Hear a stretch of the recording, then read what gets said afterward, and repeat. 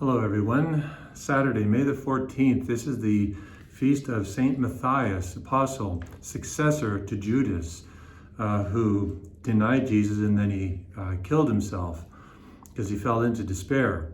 So we back up in our readings. There are different readings for today from the Acts of the Apostles. It's really about apostolic succession, which it's amazing Peter knows exactly what to do, right? Who do you think told him? Ding, ding, ding.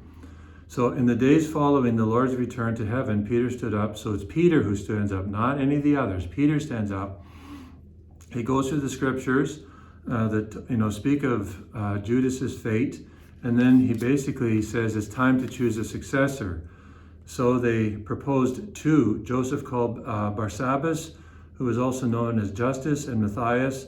And they prayed and said, "Lord, you know everyone's heart." And they put, there's a certain test. Certainly not used today, the same kind of test, drawing straws, right?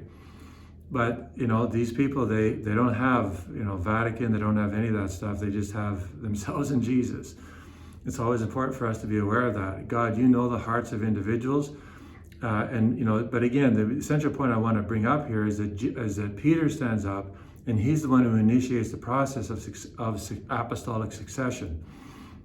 The fact that he knows what to do, Jesus has been with them 40 days before, his ascension into heaven. They've received the Holy Spirit, and he knows what to do. All right, so this sets in play this whole idea of apostolic succession.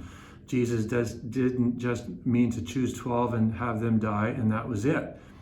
Kind of everybody carried on the spirit of the gospel by themselves. No. This was family succession. This was apostolic succession, and it's still with us today here in Vancouver with Archbishop Miller. He's the successor of the apostles. And it wouldn't take long to have you trace his ordination back to a pope who goes all the way back to Peter. So there needs to be an authentic, legitimate line of succession. And this is what St. Francis de Sales used to say to the Chablis, who had apostatized from the churches: who sent you? Who's your authorized, who authorized you to preach the gospel? Anybody can do this, right? But who does it authoritatively, with the permission and the sanction of the apostles in an official way? That only exists in the Catholic Church, in an unbroken line of apostolic succession, and it begins here with the election of Matthias. So, pray that St. Matthias would strengthen your faith in apostolic succession, even though many of the successors of the apostles are defective. They have weaknesses and they commit sins like you and I do. So we need to pray for our bishops, pray a lot for them. Okay, in the gospel, Jesus, this is from John 15, "This is my commandment, that you love one another as I have loved you. No one has greater love than this, to lay down one's life for his friends. You are my friends if you do what I command you." I mean, it's like all there, right? The new commandment is to love one another as I, Jesus, have loved you. So our model, our teacher, our mentor is Christ.